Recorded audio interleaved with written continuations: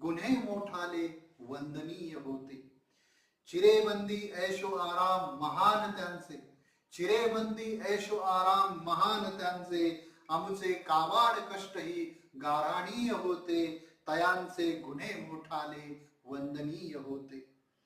तयांच्या गाळीस स्वातंत्र्य अभिव्यक्तीचे, तयांच्या गाळीस स्वातंत्र्य अभिव्यक्तीचे, आमच्या वेदनेचे शब्दही निंदनीय होते. तयांचे गुन्हे मोठाले वंदनीय होते.